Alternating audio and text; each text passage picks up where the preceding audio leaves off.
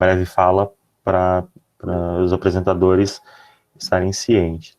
É claro que, né, a pessoa precisando estender 1 minuto, mas é tranquilo, mas a gente pede encarecidamente para que esse tempo seja respeitado, para que a gente possa ter um tempo distribuído a todos os apresentadores e que a gente consiga também, ao final, fazer um debate sobre as apresentações. Isso é importante também, né, como um elemento de síntese dessas pesquisas, dessas apresentações, e aí quando alguma mesa se estende muito, a gente acaba comprometendo esse momento tão importante no final, tá certo?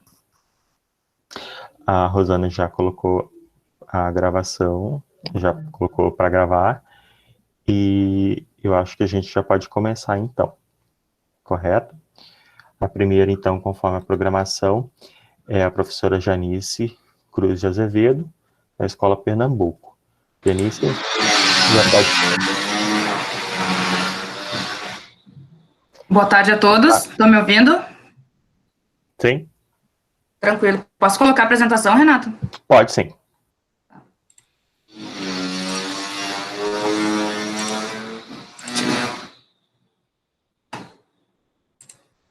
Estão conseguindo visualizar? Está carregando. Abriu? Sim.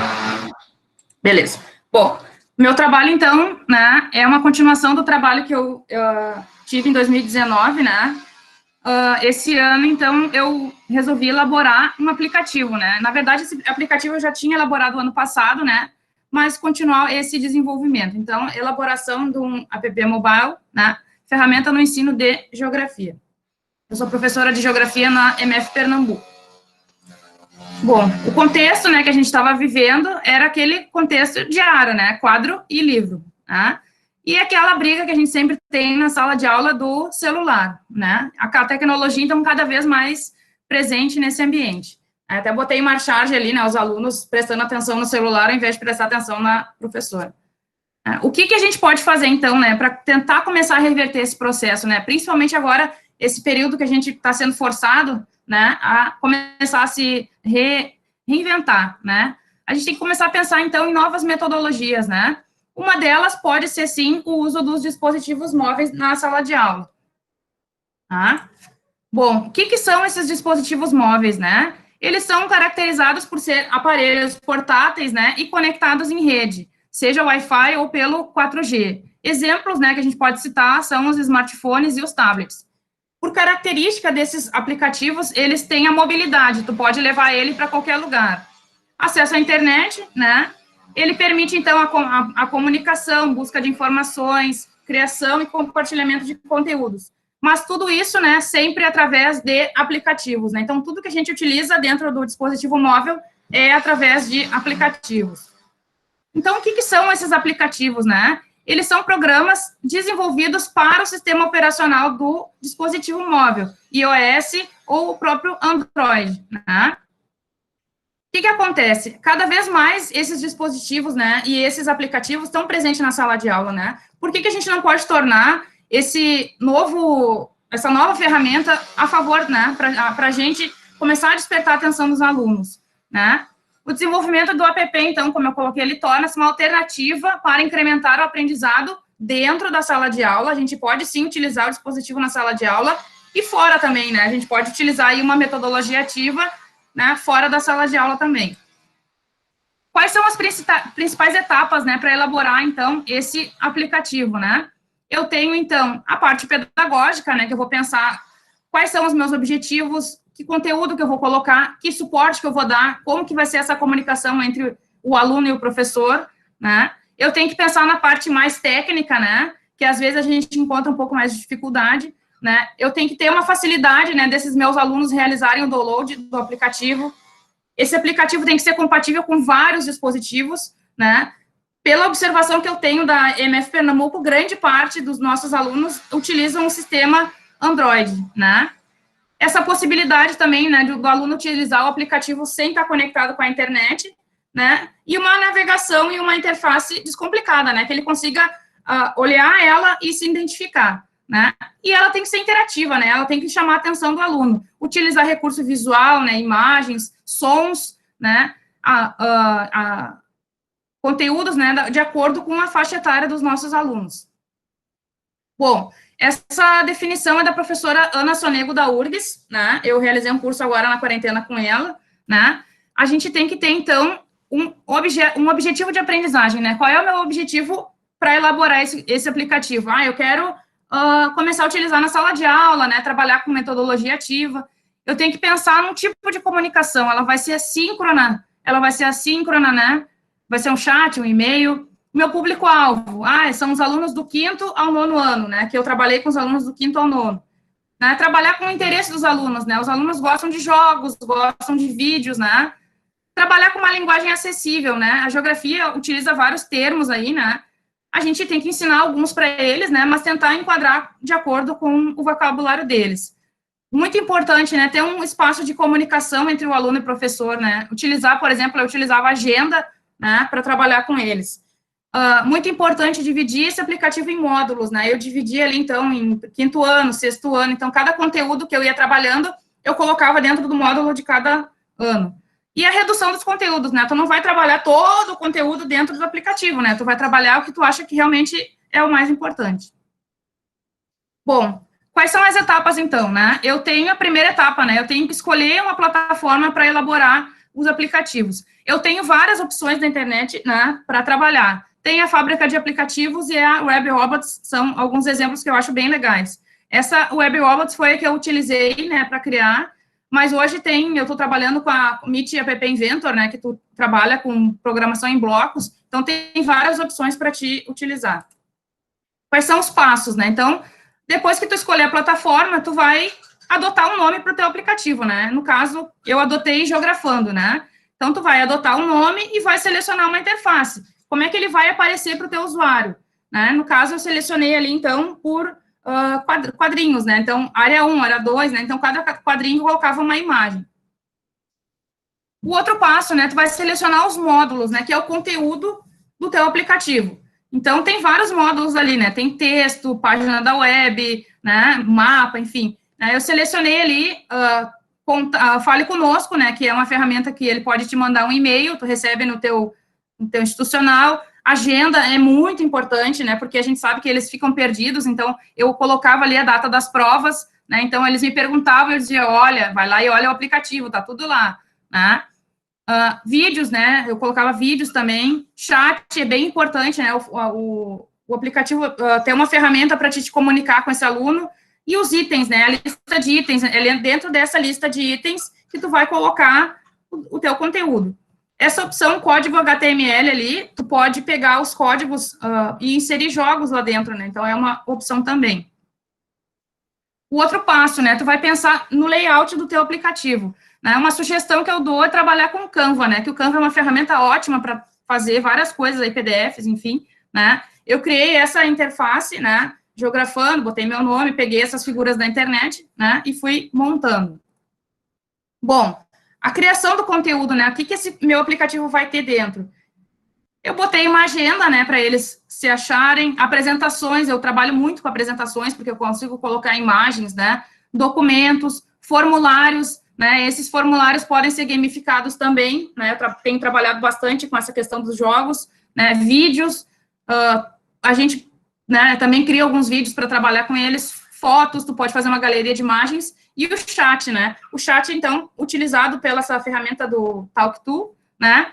E a gente pode trabalhar com as ferramentas Google for Education, que a gente está utilizando bastante agora na quarentena. Aqui são alguns exemplos, né, que eu utilizei. O primeiro ali é um formulário da Mafalda, né, gamificado, que era um joguinho que eles iam respondendo, né, aí conforme acertavam, eles avançavam, voltavam, né. Tu pode colocar um jogo também, que a gente tem várias opções de criação de jogos, né, e ali eu coloquei um exemplo de um vídeo sobre o sistema solar que eu trabalhei com eles também. Bom, a finalização, né? Como é que eu vou pegar todo esse aplicativo que eu criei e lançar lá para o Google? Tu vai fazer o download dele no formato APK, né? Que é o formato, assim como tem o formato JPEG, formato Docs, né? Tu vai pegar aquele arquivo e vai lançar na plataforma de desenvolvedor do Google. tu vai pagar uma taxa única aí de $25, né? Eu sei que $25 o dólar tal, tá um valor alto, mas depois que tu paga esses $25, tu pode lançar 50 aplicativos que tu não vai pagar mais nada, né? Tu vai preencher as informações sobre o teu aplicativo, né? Para que idade ele é, se ele é educacional, enfim, né? Tu vai realizar o upload. Tu vai tu vai subir, né, o teu aplicativo para a plataforma do Google, né?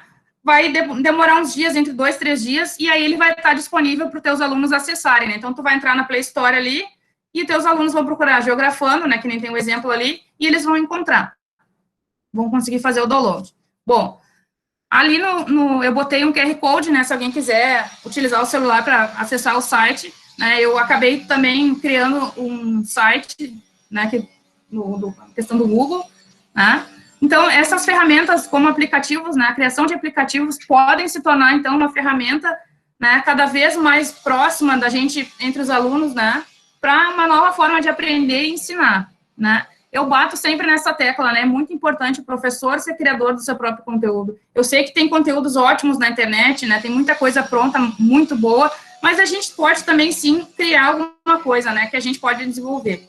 E esse desenvolvimento, né, colabora para a gente desenvolver a criatividade, né, a didática, né, e é isso aí. Acredito que é isso. Agradeço pela atenção de todo mundo, né, muito obrigada. Aqui estão as referências que eu utilizei. Muito bem, parabéns pela apresentação, parabéns pelo horário cumprido à risca. Obrigada. Fico muito feliz de ver essa apresentação tão bem elaborada, trabalho bem elaborado. Já venho acompanhando a Janice desde o ano passado e é fantástico esse trabalho que ela tem desenvolvido. Pois bem, dá as boas-vindas agora por voz ao professor que chegou, nosso professor convidado, Fabrício Antunes. Está aí? É só para dar um oizinho para ele. E já vamos passar para a nossa segunda apresentação. Ele abriu ali o microfone. Boa tarde, pessoal. Então, vamos dar então continuidade à nossa apresentação. Agora é a professora Rosana, que vou fazer a apresentação toda, né? A Rosana Fachel de Medeiros, que é da Escola Nelson Paim Terra, e o título é Memes, por que fazê-los? Se não fazê-los, como entendê-los? Um estudo comparativo entre as criações de memes por adolescentes e adultos. Rosana? Bom, boa tarde a todos, me escutam bem? Agora eu não vou vê-los porque eu estou com a apresentação aberta e assim ela fica maior para vocês, tá? Então qualquer coisa, prende o grito aí que eu paro tudo e olho para vocês, pode ser? Pode ser. Então tá. Como o Renato já falou do título, então não vou repetir, só para dizer então que eu sou da rede desde 2009, trabalho na Escola Dr. Nelson Paim Terra, no bairro Rio Branco, em Canoas, e com a disciplina de artes, e sou alfabetizadora de um 3º ano. Bom, então eu primeiro contextualizo, assim, né, o que são os memes, né, que são informações virais, pois tem a capacidade de se multiplicar e de se propagar de indivíduo para indivíduo, né? O meme pode ser um vídeo, pode ser uma imagem, pode ser o trecho de uma música, ou uma pequena frase. Normalmente, então, uma das principais características é trazer humor, retratando, então, assuntos do cotidiano. Nesse período, como eu já tinha proposto para os alunos nessa análise comparativa, foram memes feitos em 2018 com os alunos da escola que eu trabalho, e em 2019 com alunos da graduação. Mas só para contextualizar, nesse ano, né, no contexto da pandemia, eu propus, então, que eles criassem memes trazendo essa discussão atual, né? Então, só para mostrar, assim, alguns para vocês, não vou perder tempo neles, mas eu achei bem interessante as criações, né? Vou falar desse bem da direita aqui, né, na pandemia ali, ele pensando, o que eu vou fazer? Eu vou dormir ou vou ficar no celular? Porque muitos dos adolescentes nos relatam, assim, né, que nesse momento de isolamento, eles têm feito muito isso, né? O celular tem sido um parceiro fiel, assim. E mais alguns, né, a pandemia está muito longa, né, minha filha? Será que a pandemia vai acabar? E um brincando, né, com a professora indo para aula presencial, né, com livros e tal, e a professora na aula online, o computador sendo o principal parceiro. Bom, os memes são, então, muito populares na internet, principalmente pelo caráter humorístico, por conter frases curtas e de fácil compreensão, né, não tem preocupação com a linguagem culta, é uma linguagem normalmente coloquial, do dia a dia, e eles podem ser criados facilmente. Tu tendo um celular Android e tu consegue criar um meme. E também outra questão bem importante é que não tem restrição etária, nem social, né? Pessoas, crianças muito jovens e idosos, né? Nossos pais, enfim, compartilham memes, curtem memes, e também não tem questão social, né? Não tem essa restrição. Bom, então, por que estudar e criar memes? Esse meu interesse começou quando eu estava fazendo a minha tese, em 2018, que eu percebi, né, na tese, assim, com breve contextualização, eu analisei as imagens salvas nos aparelhos celulares de 3 adolescentes. E no celular do menino tinha muitos memes. Isso me chamou a atenção e eu comecei a olhar para eles com um caráter mais crítico. Assim, comecei a fazer leituras trazendo essas discussões sobre os memes. E aí eu achei importante, então, já que os adolescentes estão compartilhando tanto meme, vamos trazer esses memes para a sala de aula, vamos entender esses memes, vamos fazer leituras críticas desses memes e também propor que eles criem.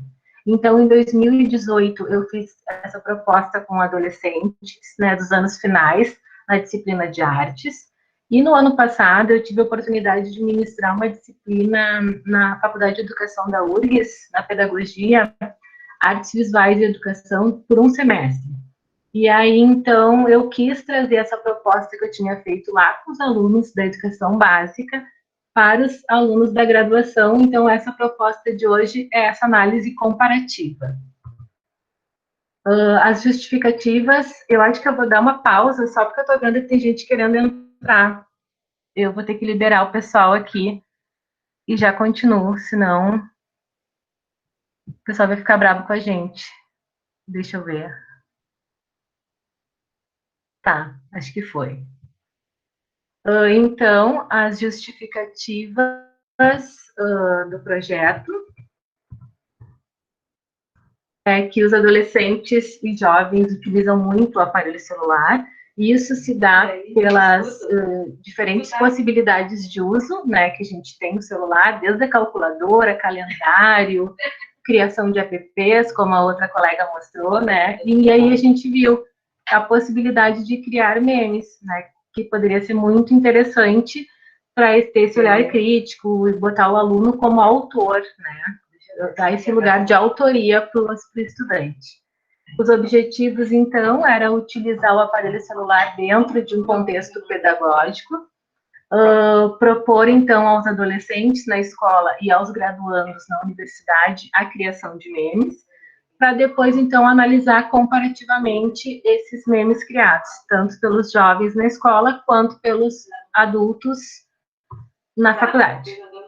E aí, então, o meme nosso de cada dia. As criações desses 2 grupos de alunos, tá? Os alunos dos anos finais e da graduação criaram memes com os aparelhos celulares, né? E o que eu percebi? Que essas criações desses 2 grupos de alunos tão distintos, elas apresentaram muitas semelhanças. Já falo mais sobre isso. E também eles fizeram referência ao contexto educacional, né? A educação básica fez referência à escola e os alunos da universidade fizeram, então, referência a esse contexto educacional que eles estavam, né, estavam no 5º semestre, se eu não me engano. Bom, foi muito curioso, porque apareceu exatamente igual a frase "eis que a professora pede para criar um meme". Um aluno de 7º ano fez um meme com essa frase, e um adulto de, sei lá, 20 e poucos anos fez um meme usando exatamente a mesma frase. Isso me chamou muito a atenção. E aí, então, eu trago outros que eles se referiram ao contexto escolar. O bem da esquerda, que eu botei tarde ali para preservar a identidade, é um aluno da educação básica. Ele coloca assim: quando a professora passa matéria nova e você não entende nada. Aí os dois outros são de alunos da graduação, né? Ele fazendo, um faz referência a um texto que tem muitas páginas, e o outro faz referência, então, usando uma imagem bem comum, que repete bastante na internet, do Chico Buarque, né? O semestre está acabando, aí tá bem feliz com o fim do semestre, só que daí lembra que eles estavam bem nesse contexto, que eles iriam, então, para o estágio, né? Uma fase tão temida, assim, quando a gente está na faculdade, né? E aí, ainda com contexto escolar, eles trazendo um momento de refeição. Assim, na educação básica, a menina se refere à hora da merenda, né, que é bem apreciada por eles. Aí, quando chega a hora da merenda, ela se fotografou correndo. E aí, os outros dois são de alunas da graduação, tá? Ela botou ali, olhando para o nada, pensando no pão de queijo com cheddar do Antônio. Daí ela fazendo referência a um bar bem tradicional que tem no campus. E do lado, eis que a Sara abre o potinhos de doce, porque essa menina ela levava doces para vender no intervalo das aulas. Então, eu comecei a fazer as análises comparativas, né? E eu começo primeiro falando da importância. Então, eu digo que trazer para o contexto das aulas de artes momentos para os estudantes pensarem criticamente e criarem memes atende a uma demanda da educação contemporânea. Aproxima o professor da cultura de referência dos educandos, né? Tendo em vista que eles são exímios usuários das redes e também tem muita facilidade para manusear seus celulares. 2 minutos. Tá. E o que é o vídeo aproximação, assim? O caráter autoral, né? Tanto as adolescentes quanto os adultos foram muito criativos nas suas produções. A presença do humor também foi bastante recorrente. Os dois grupos de alunos fizeram referência ao contexto educacional. Eu repito a frase que repetiu, né? Eis que a professora pede para criar memes. Os dois grupos usaram essa mesma frase, com imagens diferentes. Os adolescentes, ao mencionar a falta de compreensão de um conteúdo, fizeram referência ao contexto educacional, e os graduandos mencionaram, então, uma leitura com muitas páginas. E também fizeram referência ao final de um semestre. O que chamou a atenção também, que os dois grupos utilizaram em suas criações o momento da rotina que eles param para se alimentar, né? A merenda, na educação básica, e o intervalo para os graduandos. O que foi de diferente? O que eu constatei? Os graduandos, eles nunca tinham criado memes, né? E foi uma experiência nova para eles. Os adolescentes, vários me relataram que eles já tinham criado memes em diferentes momentos das suas rotinas, assim, me mostrar no celular deles.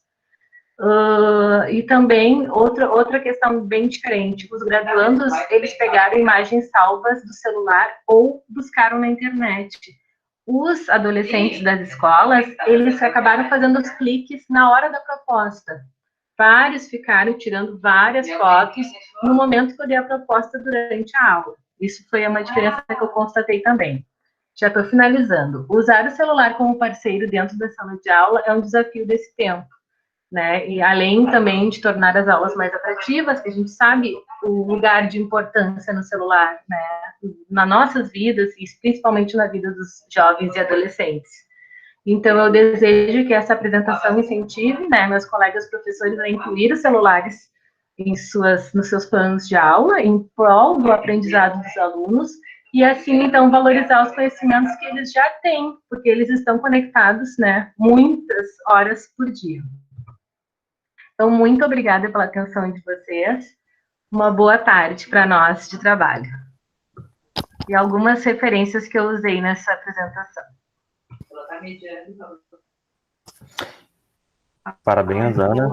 Lindo trabalho. Lindo trabalho. Vamos passar agora para a próxima apresentação e mais para o finalzinho a gente vai retomar o debate sobre esses trabalhos. Acho que vai ser um debate muito rico. O próximo trabalho é do professor Vinícius Perozan, da escola Thiago Wirth, o professor, o aluno e a educação em meio a uma pandemia, o ensino de geografia na MF, professor Thiago Wirth. Professor?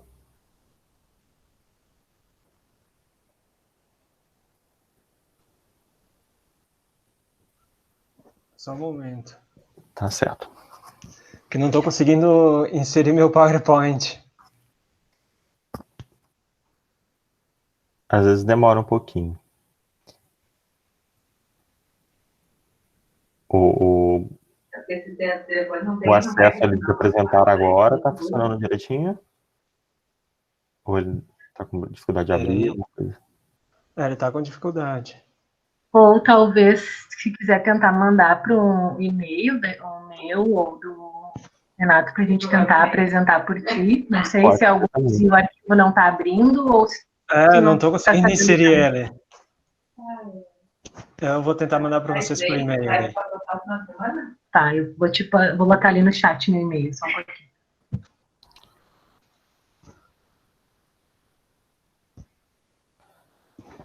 O Vinícius, quando você clica em apresentar agora, ele abre as opções de tela inteira, janela, guia, ou não abre essa opção? Espera aí, cancelar. Eu fui em apresentar agora, sim, abre a tela inteira, uma janela, guia do Chrome, só que daí eu vou em uma janela, daí eu não pega o meu PowerPoint. Mas você está no programa PowerPoint? Sim. Tá. Deixa eu só pegar o e-mail aqui. Essas opções, Vinícius, desculpa me intrometer, mas essas duas opções da janela e a opção da guia só são válidas para o Chrome. Se tu quiser apresentar do PowerPoint, tu tem que compartilhar a tela inteira, tá? Do PowerPoint? Isso, se for apresentar do PowerPoint, tem que apresentar a tela inteira, tá? Eu não sei se de repente passar para o próximo, enquanto a gente... Tá, pode ser. Eu vou te enviar daí por e-mail. Tá bom.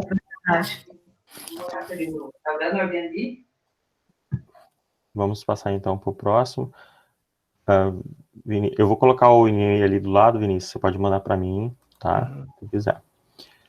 Então, vamos pular o Vinícius e vamos para a apresentação da professora Kellen Cardoso Barchinski, isso? Caroline Rodrigues Puguetti.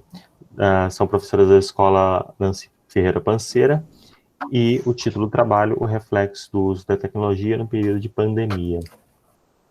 Rodrigues, com vocês. Boa tarde a todos.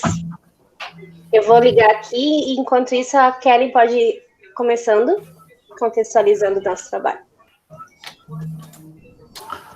Bom, boa tarde a todos. Nós somos a professora, né, a Carol, e eu sou a professora Kellen. Nós somos da escola Nancy Panceira, do bairro Guajuviras, e a gente veio falar um pouco aqui sobre essa questão do uso da tecnologia na pandemia agora, né, que eu acho que está sendo um desafio para todo mundo. Carol, acho que tu não está apresentando... deu. Todos estão vendo, eu acho, né, a nossa apresentação. Tá. Bom, nós somos professoras, a Carol é de português e eu sou de matemática. Sim, os opostos às vezes se atraem.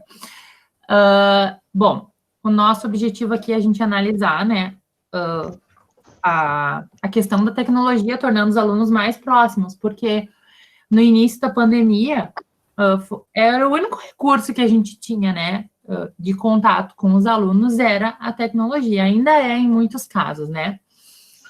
E o nosso desafio, só um pouquinho antes, é que os nossos alunos, muitos não possuem o seu próprio aparelho de celular e muitos agora, com a pandemia, usam até o aparelho dos responsáveis, né? Quer falar, Carol?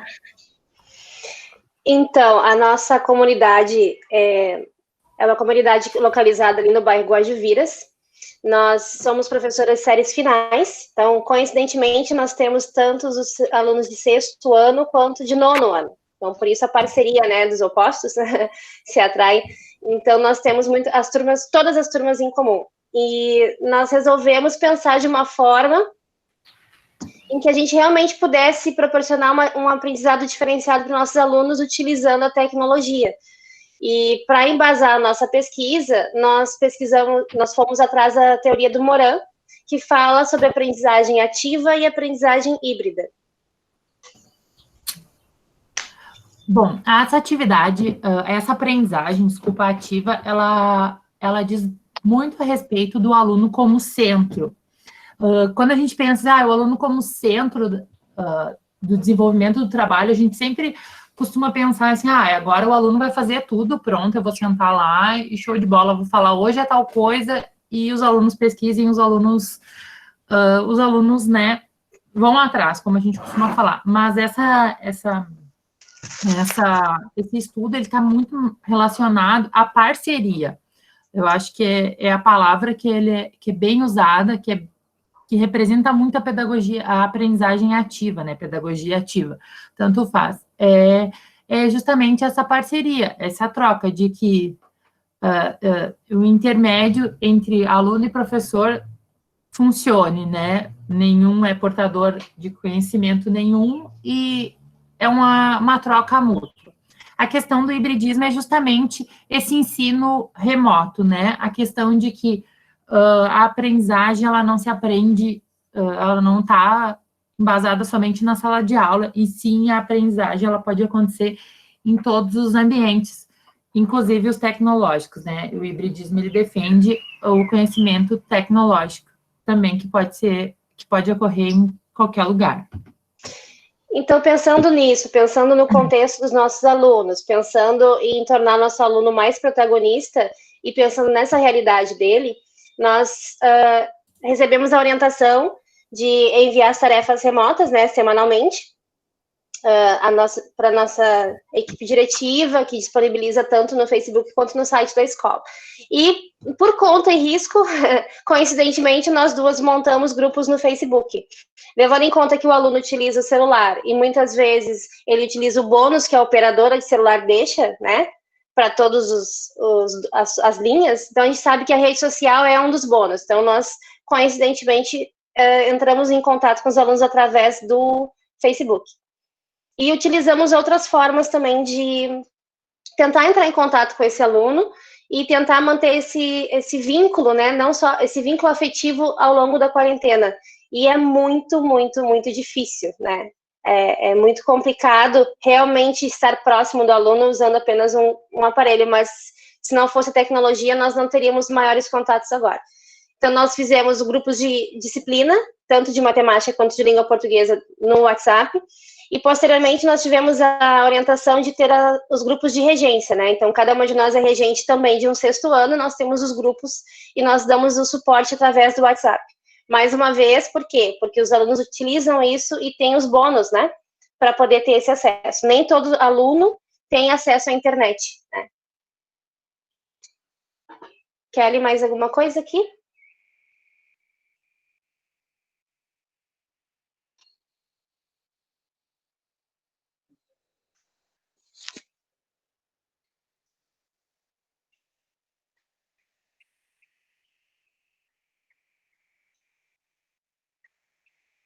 Oi? Oi, desculpa. Desculpa, é que eu não estava ouvindo, achei que a Kelly estava falando. Não, eu machuquei, mas voltei. Então tá, por isso, bem que eu estranhei.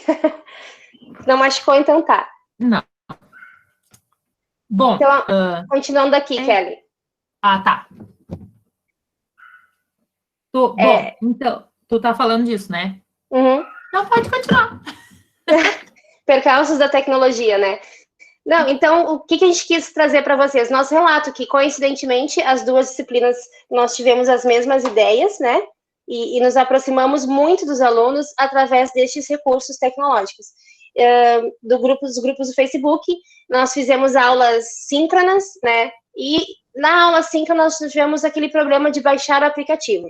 Hoje, aqui, neste momento, nós estamos usando o Google Meet. Nem todo aluno consegue baixar o aplicativo em razão do espaço, do tempo, do celular, né? Não tem muita memória. Então, nós fizemos o uso do Facebook Messenger, que fez uma parceria com o WhatsApp, e agora a gente tem as salas virtuais, até 50 pessoas. Fizemos um horário, uma grade, os alunos começaram a participar. Conseguimos um contato melhor quando eles viam, né? Realmente, viram os professores. Bom, as nossas considerações finais, foi bem legal, que vai bem ao encontro do que as colegas, né, que apresentaram antes falaram, sim, e o quanto a gente tem que quebrar esse mito de que o celular na sala de aula não pode, que o celular atrapalha, e o quanto, às vezes, a gente vê que os nossos alunos, eles têm aquele aparelho e eles não sabem, né, a quantidade de benefícios que ele pode nos dar em relação à aprendizagem, né, todas as vezes que a gente falava para os nossos alunos em aula, baixem tal aplicativo. Mas a gente vai fazer coisas de matemática no telefone? Sim, vamos fazer. E eu acho que quanto mais a gente quebrar esse paradigma de que o telefone, sim, ele pode ser usado para que a gente aprenda, que o telefone ele não serve só para o WhatsApp, para o Face, rede social, como eu brinco com os alunos, a gente vai conseguir cada vez mais resultados. E isso é bem legal, assim. Então, a mensagem que a gente queria deixar aqui da nossa prática é realmente repensarmos o uso da tecnologia em sala de aula, né, como uma parceria, e estamos à disposição, né, para o que for necessário, qualquer curiosidade. Nossos grupos ainda estão ativos, tanto no Facebook quanto no WhatsApp, e os nossos alunos estão mantendo contato, não todos, né, infelizmente, mas a gente está conseguindo um bom retorno. Acredito que era isso.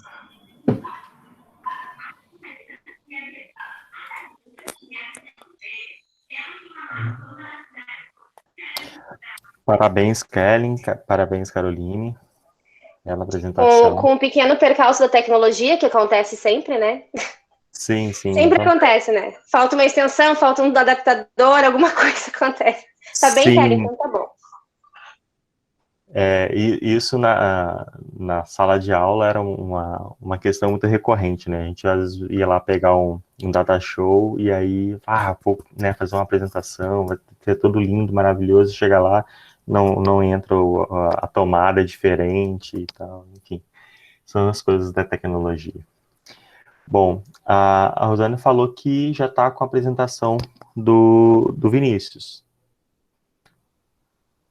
Então tá. Já está aí a postos. Ok, então vamos lá então, pessoal. Estão me ouvindo? Sim. Essa não é a minha proposta inicial. Quando começou lá em março, começaram as aulas, eu já tinha ideia de fazer um projeto, já tinha ouvido falar dos saberes em diálogo, mas eu não tinha me empenhado, sabe? Não cheguei a me dedicar, vi no mural da escola. E lá em março me programei para poder participar e eu tinha pensado em trabalhar com a sala de aula invertida. Mas aí, no meio da sala de aula invertida, surgiu uma pandemia. Aí essa pandemia me fez eu mudar o que eu iria trabalhar enquanto meu projeto e eu fui investigar daí como que seria o ensino remoto de geografia na Escola Municipal Thiago Wirth daí. Se puder passar. Bom, vou analisar como é que está o ensino remoto de geografia, no componente curricular de geografia, aí eu foquei somente nos sextos e sétimos anos, eu dou aula para sexto, sétimo e oitavo ano, mas nos oitavos anos eu divido a turma com o professor Tobias, né? Mas aí o professor Tobias trabalha também em história, e eu preferi ficar só com as turmas que eram minhas, né? Que era sexto e sétimo ano.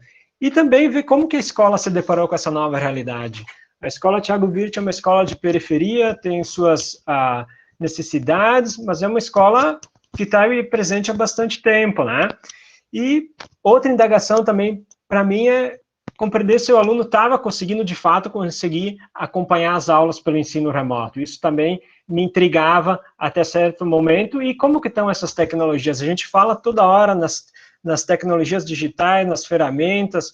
Agora, 2 trabalhos aqui que apresentaram tecnologias digitais muito bons para usar essas ferramentas, mas e todo mundo consegue atingir isso? Quem que está atingindo? Isso também me intrigava e eu resolvi, pô, vamos investigar isso, né? Puder passar a próxima? Aí é um pouco a fachada da escola, a escola que fica aí no bairro Matias Velho. Não sei se é, mas dizem que é a maior escola de Canoas, em questão de alunos matriculados.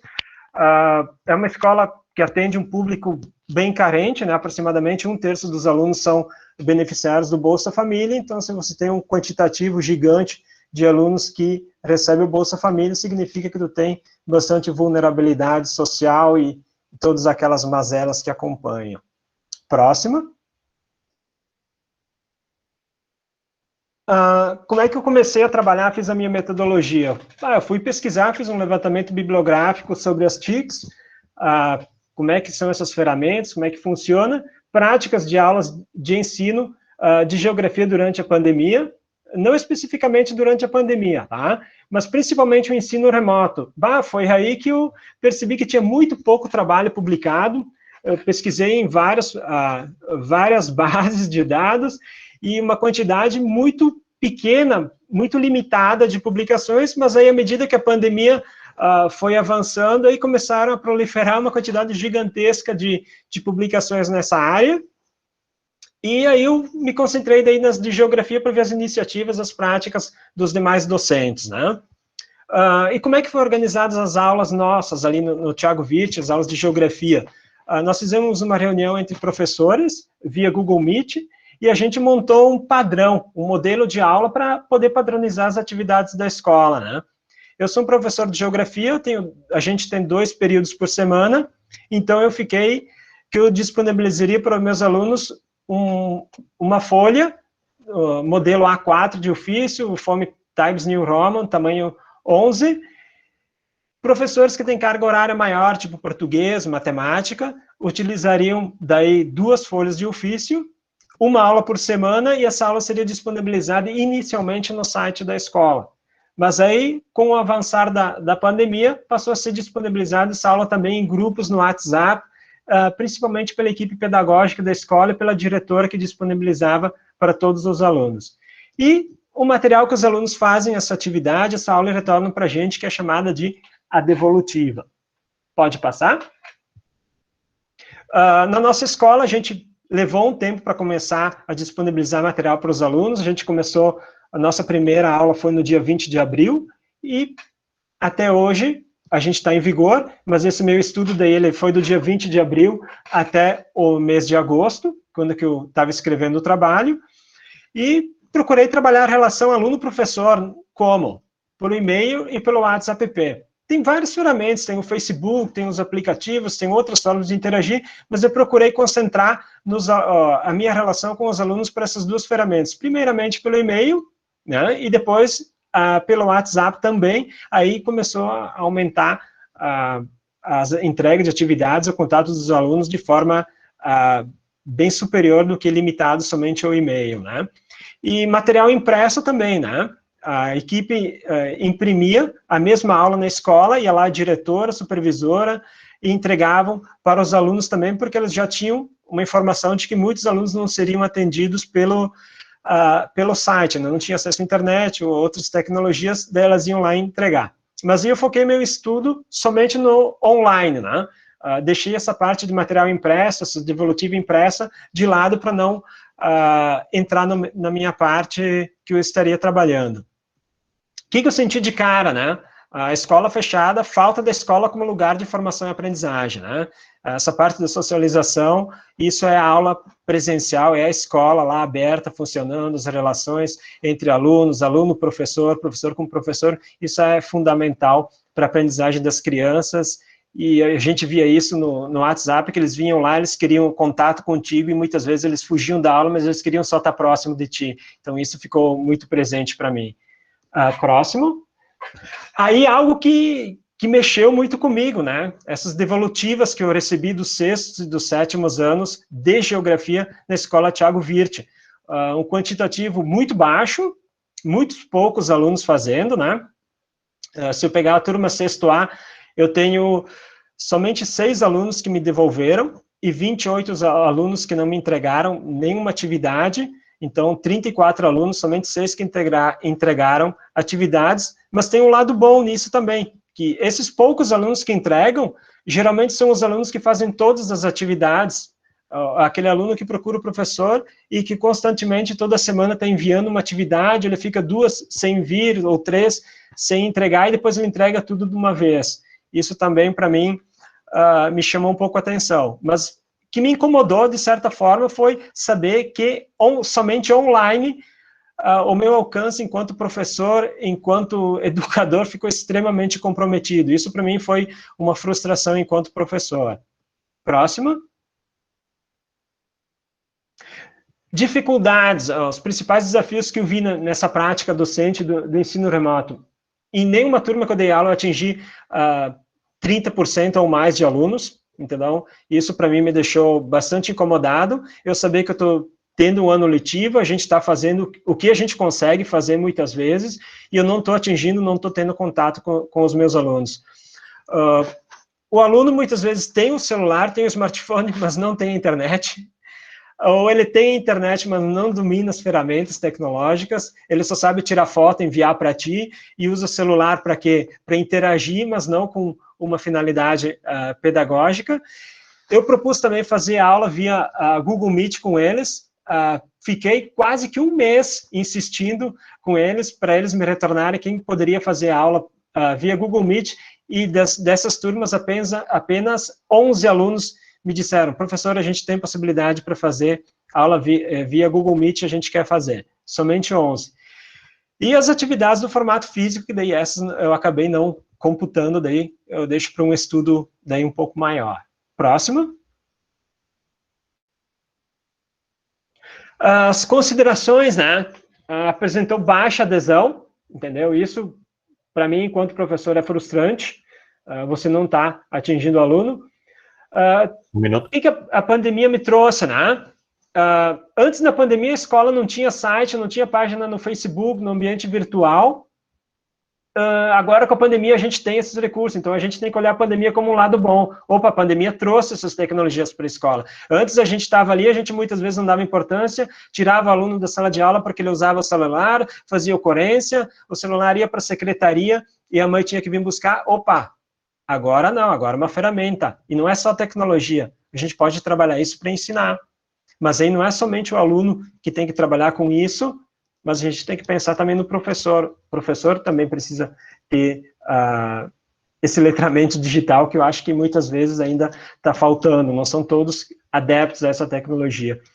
E o que eu vi nisso também é que o smartphone serviu muito mais para manter o vínculo com o aluno do que o processo de ensino-aprendizagem. Isso, os alunos vêm te procurar com frequência, mas eles não vêm te trazer a aula, sanar dúvidas, a gente vai para a parte de sala de aula, daí eles dão aquela escapadinha, aquela fugidinha. Próximo.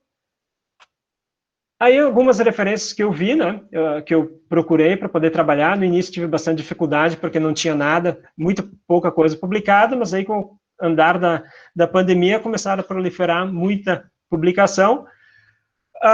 Uma professora da URGS, a Ivane Tonini, que já trabalha bastante com o ambiente virtual, com essa parte da tecnologia, das novas tecnologias, ela tem bastante publicação, gosto dos trabalhos dela, e alguns 2 artigos de experiências feitas já no ensino de geografia na educação pública daí, né? Esse foi o trabalho que eu trouxe para os Saberes em Diálogo. Não é a minha proposta inicial, mas é o que eu fiz para essa minha primeira participação nos Saberes. Próxima. É isso aí. Muito obrigado por estar participando dos Saberes.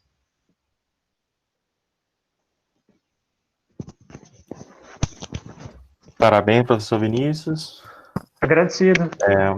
Uma ótima apresentação, dentro do tempo também. Bom, vamos passar à próxima apresentação, que é da professora Rosana Ruas Machado Gomes, que é da Teodoro Bogg, que, puxa, eu vou, assim, escorregar na minha pronúncia, o Adriano depois vai tirar sarro de mim. Class Superlative Award com turmas de 8º ano. Me corrija, por favor, a pronúncia, professora. É com você. Boa tarde. Então, eu vou colocar aqui para compartilhar, apresentar para vocês.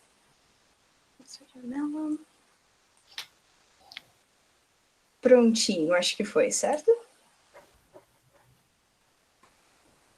Então, aqui é Class Superlative Awards com turmas de 8º ano, né? Que foi uma narrativa que eu estou trazendo de um projeto que ele está nesse momento sendo aplicado, assim, no ensino remoto, vendo o que a gente tinha de possibilidades, né? De trabalhar junto a esses alunos de 8º ano da Escola Teodoro Bogen. Então, já pensado no ensino remoto, daí a gente vai ver quais foram as possibilidades e tal, e seguindo algumas recomendações, né, que eu peguei a fundamentação teórica, assim, bem no que a BNCC e o RCC estavam trazendo para o ensino de língua inglesa, que contempla, então, nessa ampliação de possibilidade de engajamento e permitir que os alunos participem nesse mundo social plural e globalizado.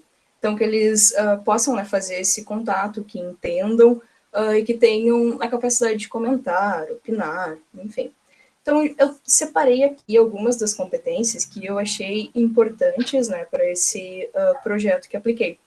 Então, um deles é justamente de se comunicar fazendo uso da língua inglesa por diferentes tipos de linguagem, mídias impressas ou digitais, né, que mostrassem, então, como podia ampliar o conhecimento, ampliar perspectivas e até se interessar, ter curiosidade, avaliar culturas, né, de outros lugares. Assim.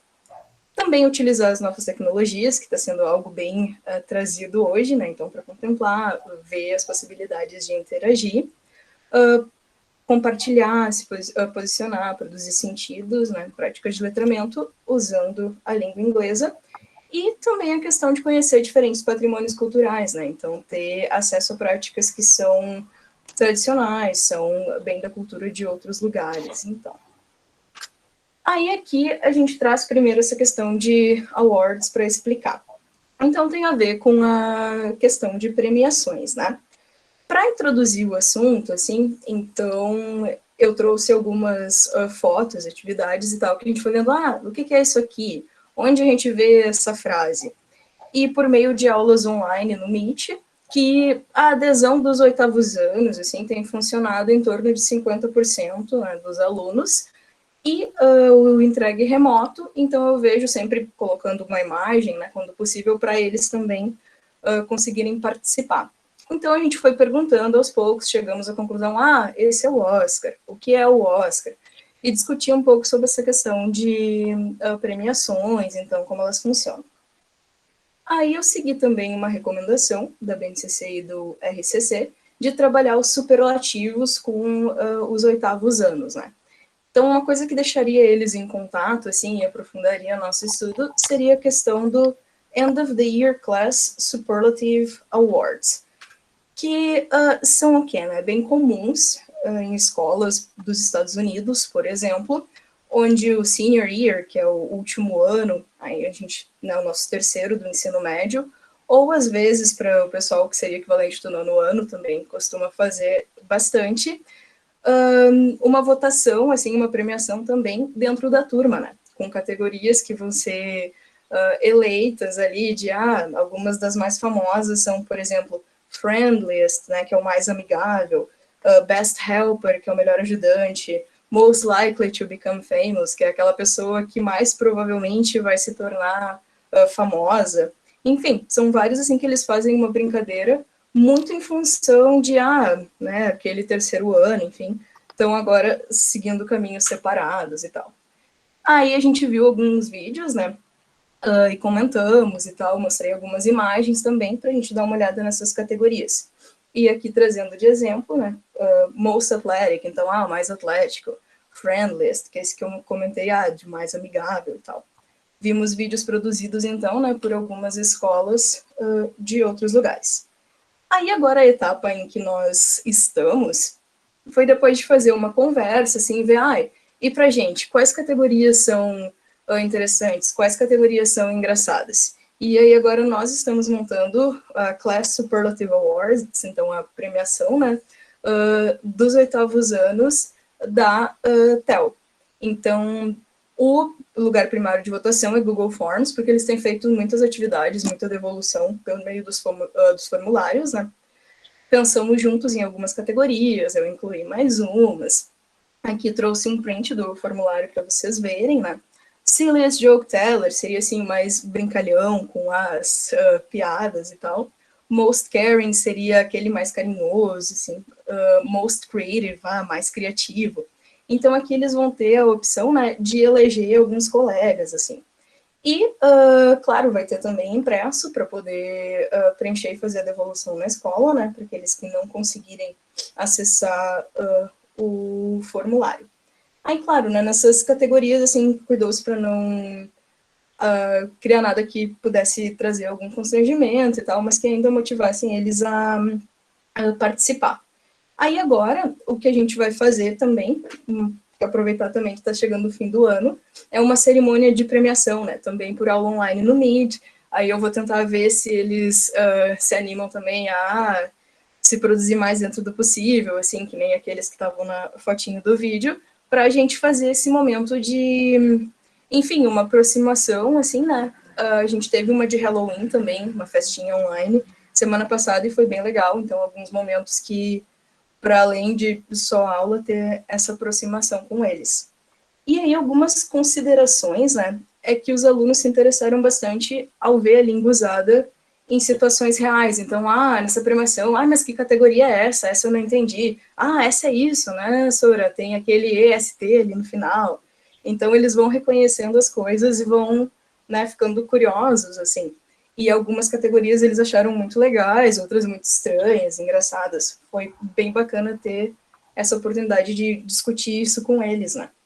E aí, agora, o que eu espero é que a nossa premiação, que ainda vai acontecer no online, seja um momento também até de certa forma, matar a saudade, né? Porque tu pensa, essa pessoa é isso, fazia isso na sala de aula. Então, para eles poderem ter esse momento, assim, de interagir, pensar nos colegas, né? Trocar esse momento. Dá até a oportunidade de quem quiser fazer um discurso ou ganhar um prêmio possa fazer e tal. E aí eu pensei também na questão de encaminhamentos futuros, né? Uma das possibilidades é ampliar como alguma atividade de Dia dos Professores, para que eles possam, então, talvez a gente amplie para outros anos, votar também nos professores, né? Professor mais isso, ou mais chances de fazer essa coisa. Aí, para pensar como encaminhamentos futuros, né? Desse projeto aqui. Aqui as minhas referências, que são principalmente na BNCC, o RCC, e aqui do vídeo, que foi um dos que eu assisti com eles, e trouxe as imagens, do Freedom Senior Superlatives, que é uma classe justamente de 2020, feita ali. Então, é isso. Agradeço bastante a atenção.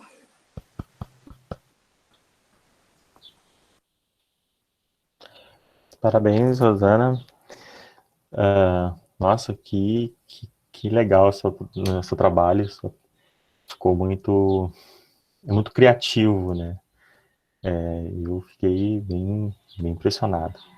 Bom, vamos então continuar nossas apresentações e já elogiando todos os apresentadores que cumpriram bem direitinho o tempo regulamentar. Então a gente vai ter, acho que bastante tempo depois para conseguir debater e fazer uma costura sobre essas apresentações e os temas que estão sendo trazidos aqui. Então, agora, por último, nós temos o nosso convidado externo, o professor Fabrício Antunes, que é da Rede Estadual do Espírito Santo, e fazendo uma breve reflexão aqui, que precisou vir uma pandemia e instaurar uma nova situação, né, de relação com a tecnologia, para que a nossa rede voltasse seus olhos para o externo, né, e a gente, essa edição do Saberes e Diálogo, a gente está com participantes de vários lugares, internacionais, nacionais de outros estados, né, conforme o nosso convidado aqui da mesa, e a gente vem cada vez mais crescendo essa rede, crescendo essa cultura. Hoje, de manhã, na mesa 5, a nossa convidada externa estava comentando que a nossa rede, ela consegue enxergar isso, que é uma rede pesquisadora. E sim, é uma rede pesquisadora e isso nos dá muito orgulho, né? Porque a gente pesquisa questões locais da nossa escola, mas também consegue relacionar questões de pesquisas das universidades, né? Conforme a Rosana Medeiros trouxe da tese dela, a Janice, que vem trazendo também do trabalho que ela vem, enfim, várias pessoas que vêm estudando na universidade, e essa ponta da pesquisa se relaciona com as pesquisas, com as problemáticas e com as demandas da nossa rede, e a gente vai avançando muito intensamente nesse sentido. Eu vou já abrir, então, o espaço para o professor Fabrício. Por favor, o espaço é todo teu. Oi, pessoas, boa tarde. Que privilégio. Quando eu recebi o convite para participar com vocês desse diálogo, eu fiquei muito feliz, muito orgulhoso por estar aqui no Espírito Santo e participar de uma discussão tão agradável em uma região que eu sou louco para conhecer, que é a região sul, né? Eu tenho amigos em Erechim, eu tenho amigos em Porto Alegre, e agora eu tenho amigos em Canoas. Então, assim, eu sou louco para conhecer o Rio Grande do Sul. A minha participação aqui porque eu desenvolvi uma resposta para os alunos diante de uma crise que se instaurou diante da pandemia, e só fazendo um ressalto assim às suas falas, que a pandemia ela só potencializou a criatividade dos professores com tecnologia. Muito antes, já havíamos aí pesquisadores, professores curiosos que já estavam ali inserindo, né, os formulários e algumas tecnologias também na educação. E a pandemia, ela trouxe essa vantagem, que ela fortaleceu isso aí. Só para entender como que eu cheguei nesse contexto, foi mais ou menos assim. Quando o governo do Estado do Espírito Santo decretou o isolamento social, o distanciamento social, nós, professores, fomos pegos de surpresa. Nós nos vimos professores online de um dia para o outro. E aí, o que acontece? O governo levou 30 dias para apresentar um programa que atendesse às crianças. Então, nós ficamos do dia 16 de março ao dia 17 de abril sem nenhuma resposta do governo do Estado. E, ao mesmo tempo, nós fomos obrigados a apresentar para as crianças as APNPs, que são as atividades presenciais não pedagógicas.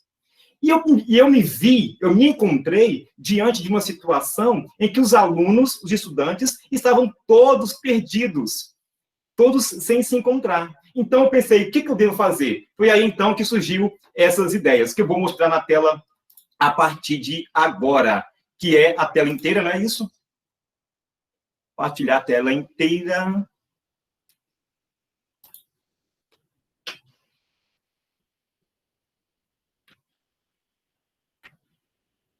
Confirma para mim se estiver aparecendo. Apareceu alguma coisa aí? Ainda não. Não, ainda não. Ó, compartilhar a tela.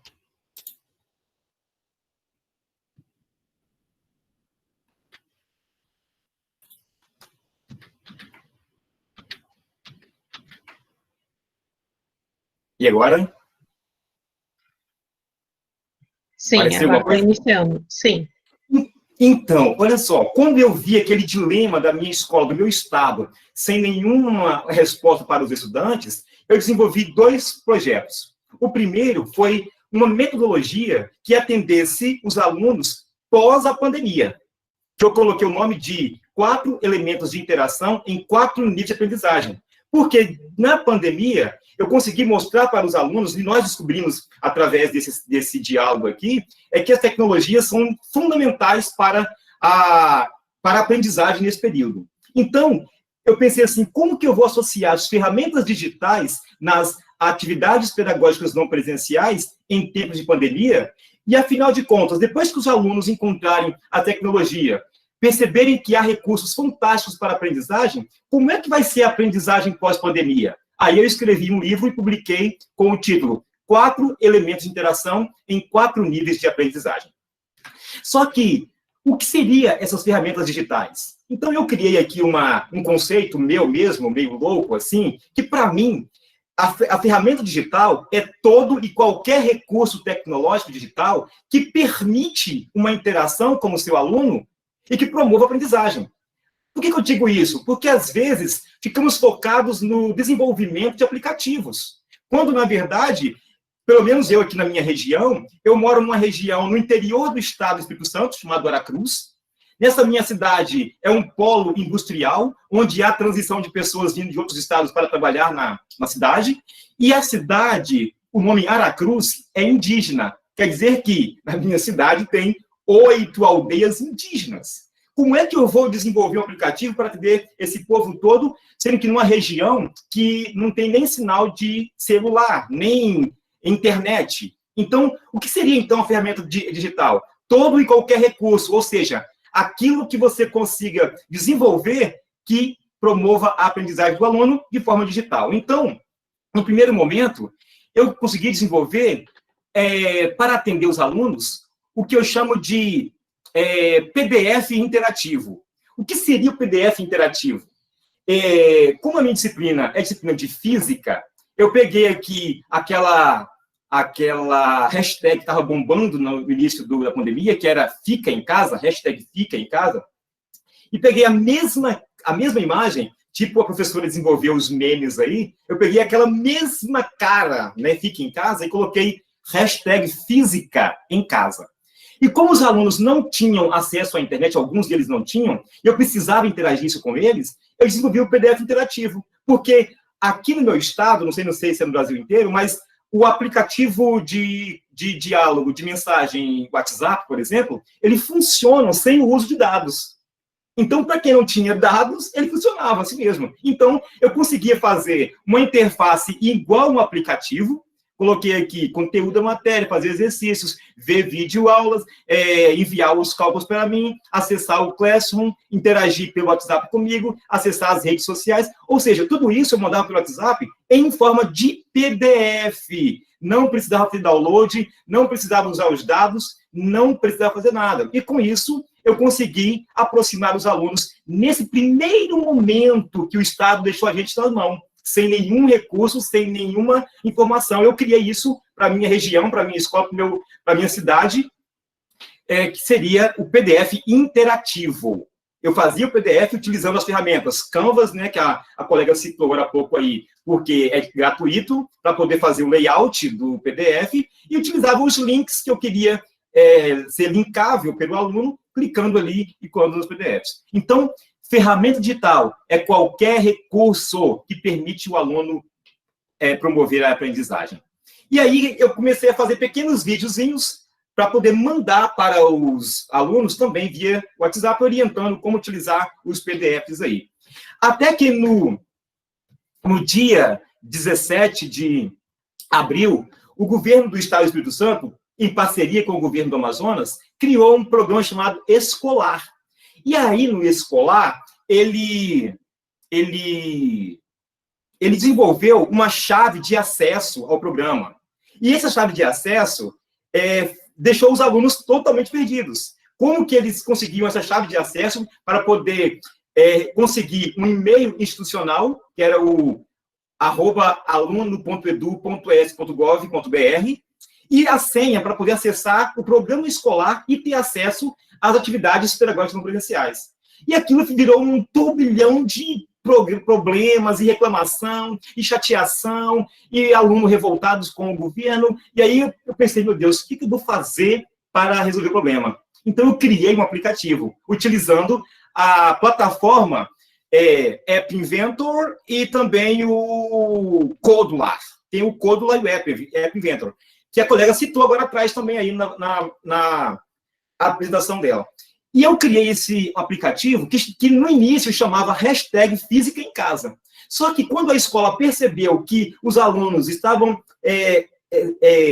conseguindo solucionar os problemas deles de aprendizagem, de acesso às aulas, de recuperar o acesso ao programa escolar do governo, a escola adotou o aplicativo. E aí nós mudamos de #Física em Casa para Misael Virtual Class. Eu não sou muito bom em inglês, mas deve ser assim a pronúncia mesmo, Misael Virtual Class. E aí nós desenvolvemos o aplicativo para isso. E como que funcionava isso? Funcionava assim, o aplicativo ele tinha uma tela inicial que era de informação jornalística, e tinha todos os acessos ali, as informações em tempo real, para que o nosso estudante se mantivesse informado com as notícias oficiais do governo e da nossa escola, que depois tomou foi crescendo tanto na região que chegou no estado, chegou no secretário de educação, e aí aquilo ficou conhecido. Então, no início, a ideia era que o aluno ficava conhecendo. Só que com a pandemia, trouxe as crises, né? As famílias ficaram com as crianças em casa e trouxe crise financeira. O que eu desenvolvi? Uma segunda tela para listar os alunos empreendedores. Aqueles que faziam um lanche, que faziam um hambúrguer, que faziam um tecido, um tricô, um crochê, alguma coisa assim. Aqueles que capinavam um quintal, que faziam qualquer coisa. E o aplicativo colocava ali as funções que eles faziam para que pudessem ser contratados, ganhassem ali um dinheirinho e ajudassem na família nesse período de isolamento social. E aí começou a parte interessante, que foi a parte do menu interativo, onde eu coloquei aqui em cima, aqui, ó, o e-mail e a senha. Esse e-mail e a senha, o que o governo não fez para que o aluno pudesse encontrar o e-mail e a senha para acessar as atividades que o governo criou do programa escolar, eu tive que fazer, eu fui lá e criei esse e-mail. Então, quando o aluno clicava nesse link aí, aparecia ali o e-mail e a senha dele que o governo tinha que disponibilizar. Coloquei também um link aqui, chamado escolar, para que, se caso ele quisesse, ou o aplicativo dele, o celular dele, desse suporte ao programa escolar, ele pudesse clicar ali e ser redirecionado à plataforma de download oficial do programa escolar do governo estadual. Mas, se o celular da criança, do estudante, fosse muito antigo e não desse suporte, ele poderia acessar o Google Classroom, que foi um ambiente utilizado como ambiente virtual de aprendizagem, o AVA, ele poderia utilizar utilizando o próprio aplicativo que eu desenvolvi. Mas se ele não tivesse jeito nenhum de acessar a sala virtual, eu disponibilizei as videoaulas que o governo do estado proporcionou para as crianças dentro do aplicativo, coisa que nem o governo do estado criou. Porque no programa escolar dele, ele dava acesso ao estudante a ir para o ambiente virtual de aprendizagem, mas ele não dava nenhum recurso a mais, apenas acessava as aulas. Quem não acessava, perdia tudo. Neste meu caso aqui, se ele tivesse problema em acessar, pelo menos ele poderia assistir às aulas diretamente no aplicativo, sem sair do aplicativo. Eu coloquei dentro do aplicativo as aulas. Primeira semana, colocava ali o tema geral, e ali tinha... E eu coloquei não só para física, coloquei para todas as disciplinas, para todas. Por exemplo, matemática, física, biologia, história, para todas. E tinha ali as semanas. O aluno clicava no tema que ele estava estudando e ali assistia a videoaula aqui em cima, ó, dentro do aplicativo mesmo, sem sair, para que ele não tivesse problemas. E aí, coloquei também uma parte para que os alunos pudessem se preparar para o Enem, porque o governo não focou nos alunos do terceiro ano, apenas criou atividades pedagógicas não presenciais. Mas os alunos do terceiro ano, que estão em casa, como que eles vão se preparar para o Enem? Porque o governo federal não adiou o Enem. Ele continuou com a proposta. Então, o que eu fiz? Criei dentro do aplicativo as disciplinas, os simulados, um plano de orientação por disciplina. Coloquei também a inscrição para ele se inscrever para o Enem, acompanhar o Enem. E um programa que circulou na rede aí, chamado Aprendizap, que foi muito interessante, que rodava no próprio WhatsApp, em forma de bot, né, em forma de robô, que não gastava dados. E ali a criança tinha toda a discussão sobre preparação para o Enem, conteúdos, dúvidas, uma série de coisas sem gastar dados. Coloquei tudo no aplicativo, preparando para o Enem. E só que o problema é que a minha região de Aracruz, é uma região que tem muitas pessoas que transitam na cidade devido ao grande número de empregos, né? A minha cidade é conhecida como polo industrial. Então, assim, tem muitas multinacionais na minha região. E aí vem muitas pessoas de fora, ou de outros estados, e com isso estava aumentando a violência. O que eu criei? Eu criei um botão chamado Pânico. caso a criança se sentisse ofendida, abusada ou alguma violência sexual ou doméstica, ela poderia fingir que estava estudando as APNPs, clicar no botão do pânico e isso era redirecionado à delegacia da mulher. Mas se caso ela já tivesse algum problema psicológico, se ela clicasse aqui em Quero Conversar, ela teria acesso a um psicólogo ali para poder dialogar com ela. E o Telecovid, que foi um site desenvolvido por uma empresa aí, que dava consultas e diagnóstico de Telecovid pela internet de graça para qualquer pessoa. E isso aí, eu desenvolvi um aplicativo que mais tarde ele virou um aplicativo para a escola inteira, para a região toda, porque não atendeu não só a minha disciplina, como era inicialmente, mas a escola inteira para tirar as dúvidas dos alunos. E aí eu pensei assim, mas como que vai ser agora com essa tecnologia toda, com esse recurso, como que vai ser a volta às aulas pós-pandemia? E aí eu me recordei que eu já estava desenvolvendo uma metodologia que associava metodologias ativas e ensino híbrido. Tudo isso em prol da aprendizagem do aluno, com foco no protagonismo do aluno na própria construção da aprendizagem, onde ele fazia parte da própria elaboração, da construção da sua própria aprendizagem. E aí eu desenvolvi essa metodologia chamada 4 elementos de interação em 4 níveis de aprendizagem, que, por sinal, esse livro aí, é prefaciado por um dos maiores professores que gosta muito da aprendizagem significativa, que é o professor Dr. Marco Antônio Moreira, aí da UFRGS, né, aí em Porto Alegre. Então, o Dr. Moreira, ele prefaciou esse livro, que tem o título 4 elementos de interação em 4 níveis de aprendizagem, que é uma metodologia que eu desenvolvi utilizando metodologias ativas e ensino híbrido para o ensino, para a aprendizagem ativa e significativa pós-pandemia. E olha como que ela funciona, rapidamente. Os 4 elementos de interação em 4 níveis de aprendizagem são assim. Os 4 elementos de interação são experimental, mapa conceitual, texto referência ou produção de artigo científico e representação matemática dos fenômenos físicos. Os 4 níveis de aprendizagem são aula dialógica coletiva, produção e organização do conteúdo, a apresentação dos resultados por cada elemento de interação e a avaliação da aprendizagem. Como que funciona isso? Funciona mais ou menos assim. Eu acho que eu pulei aqui uma parte. Funciona assim. A parte experimental, os 4 elementos de interação são 4 subgrupos que ficam organizados dentro da sala de aula. Nesse projeto, a sala de aula se transforma em estação científica e existe 4 bases. As 4 bases são trabalhadas com competências e habilidades diferentes daquelas competências que Gardner, Gardner 97, chama de inteligências múltiplas, né? As inteligências. Então, olha só, o aluno vai trabalhar o mesmo conteúdo, mas de forma experimental, o mesmo conteúdo na outra base, formando mapas conceituais, na outra turma, na outra base, formando artigo científico, e na outra base, representando os fenômenos através de linguagem matemática. E como que funciona isso, então? Os 4 níveis funcionam assim. O primeiro nível é uma aula dialógica coletiva. Nesse contexto aqui, eu apresento o conteúdo para os alunos utilizando 2 técnicas. Primeiro, eu levo para a sala de aula um experimento e levo também a gamificação.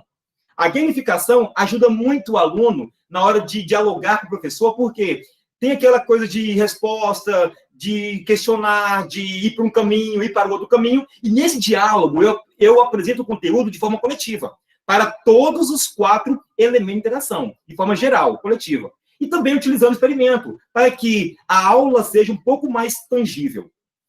No segundo nível de aprendizagem, quando os alunos constroem o conhecimento comigo, eles vão construir o conhecimento agora sozinhos, sendo protagonistas, ou seja, eles vão ser divididos em 4 elementos de interação, com 4 habilidades diferentes, 4 competências diferentes, para estudar o mesmo conteúdo. E lá eles são, eu apenas vou mediar o conhecimento, dar aquele norte para eles, porque eles vão buscar, eles vão criar, eles vão organizar, eles vão criar o seu próprio tempo, utilizando as metodologias ativas e a interação social de Vygotsky, para que eles possam buscar o conhecimento por si só, mediados por mim.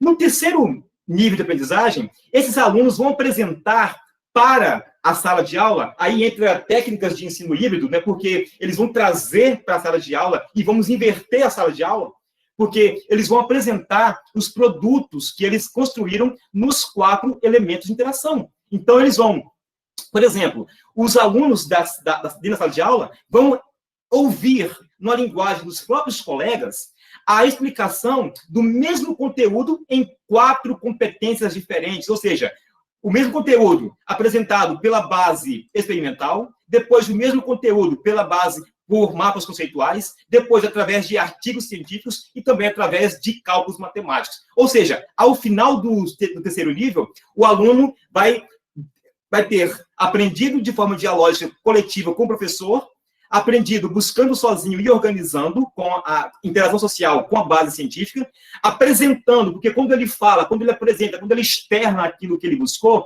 ele produz um conhecimento muito mais sólido, porque ele conforme propôs, esqueci agora o autor, que ele fez a pirâmide de aprendizagem, ele diz que uma das formas que mais tem chance de promover a aprendizagem é quando o aluno ensina outro, quando ele passa para outro. Então, quando ele está apresentando o produto, ele constrói muito mais aprendizagem.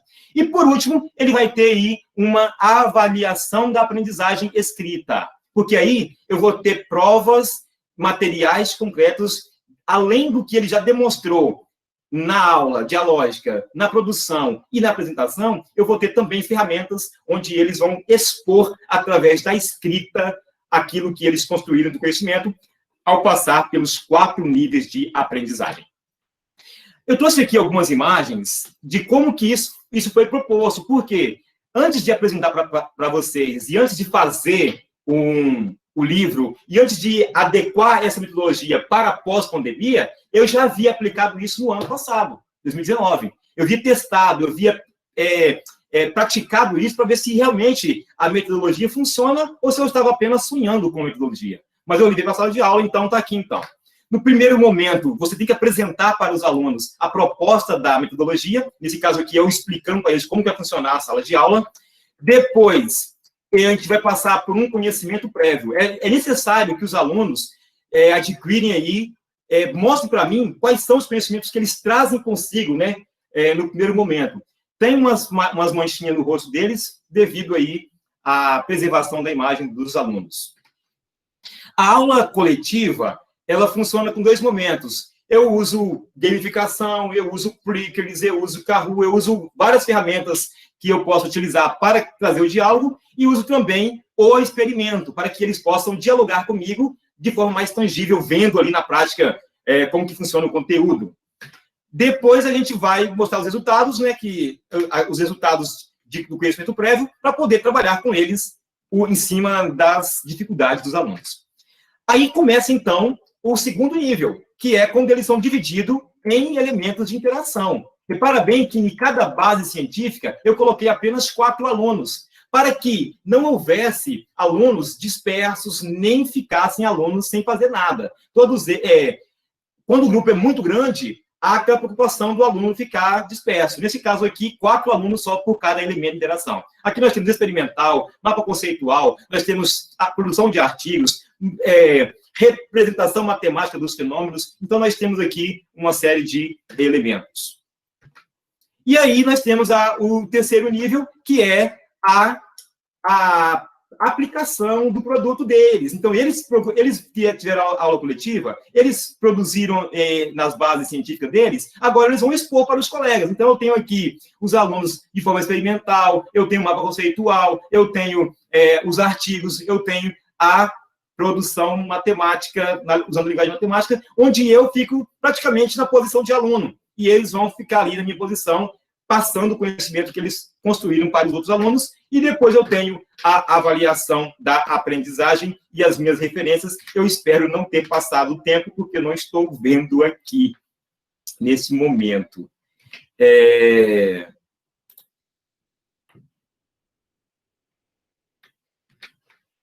Deixa eu voltar aqui para a sala de aula. Deu certo aí, pessoal? Vocês viram alguma coisa?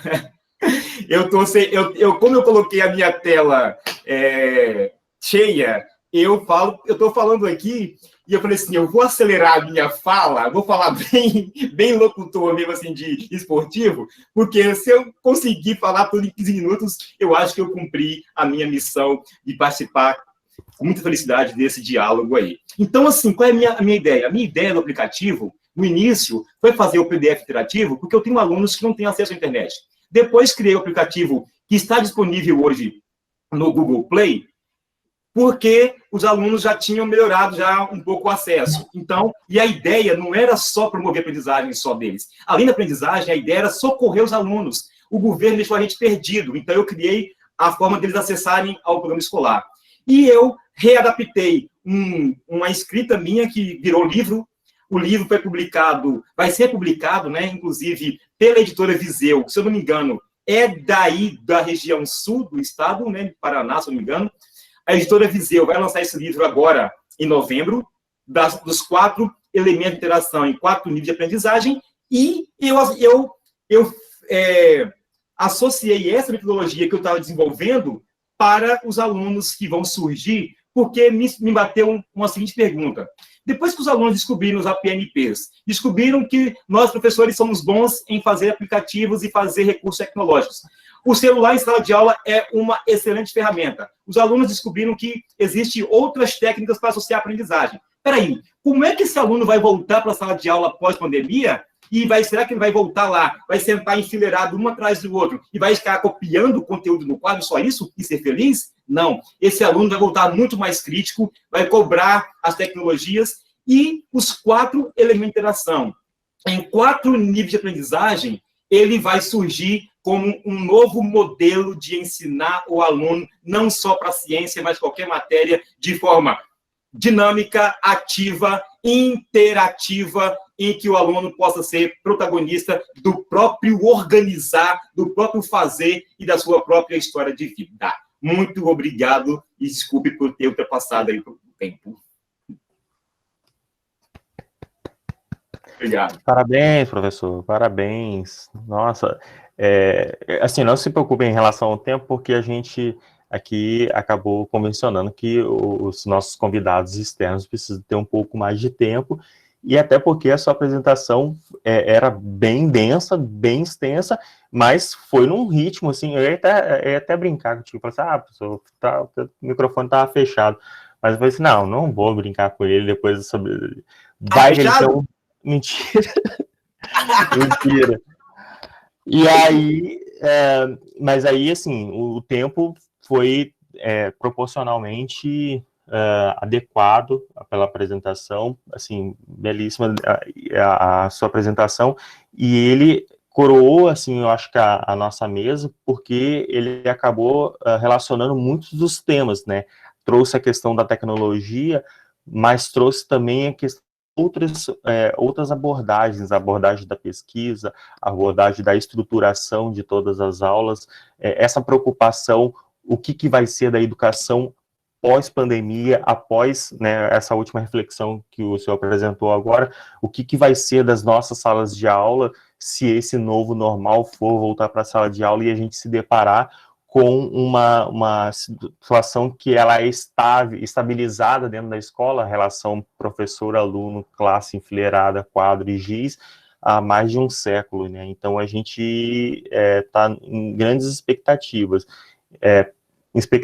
dos conflitos que isso poderá surgir, fomentar, e também expectativa das mudanças radicais que isso pode e provavelmente vai trazer na educação como um todo. Certo? A minha companheira de condução de mesa aqui, Rosana, gostaria de fazer algum comentário?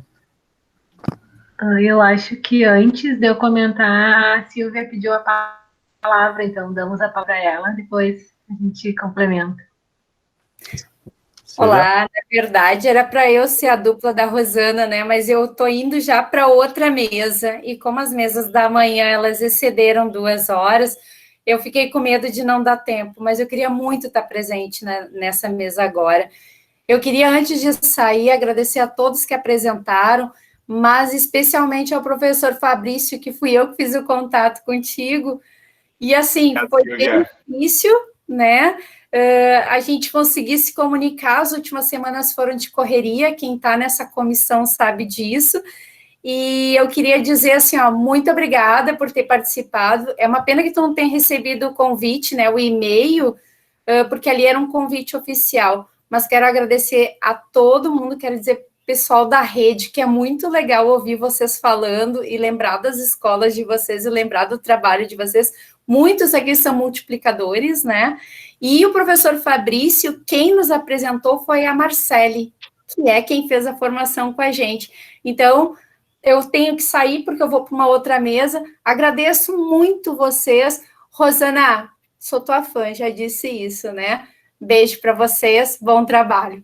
Agora não, Silvia, só um minutinho. Quero dizer para vocês todos que aqui no Espírito Santo eu estou colando de vocês essa ideia.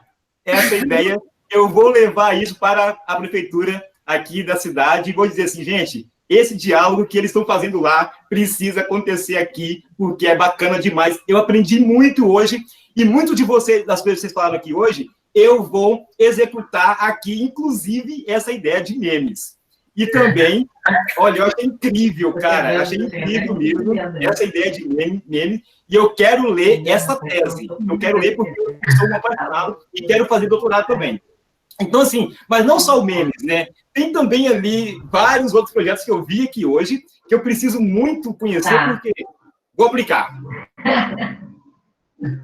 Agora tá meu cabelo branco. Eu também quero agradecer muito, né, a presença de vocês. Acho que foi uma tarde de muito aprendizado, assim, para todos nós.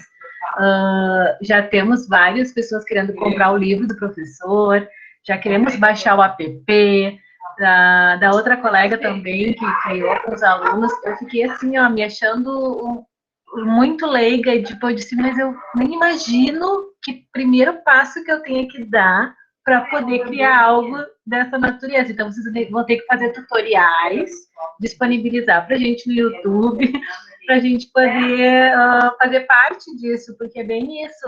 Eu também, quando o colega falou do retorno dos alunos, uma coisa que eu senti também é o WhatsApp, né? O WhatsApp foi, assim, ó, um recurso mais potente que a gente conseguiu, e eu senti também o que o Vinícius tinha comentado de, às vezes, eles não estavam nem aí para a atividade, eles queriam nos dar um oi, saber como a gente está, e aos poucos foram também participando e tal. A gente sabe, é tudo novo, a gente está aprendendo. Eu também concordo com o Fabrício, a gente não vai poder voltar da mesma maneira. Eu acho que o ensino híbrido é o caminho.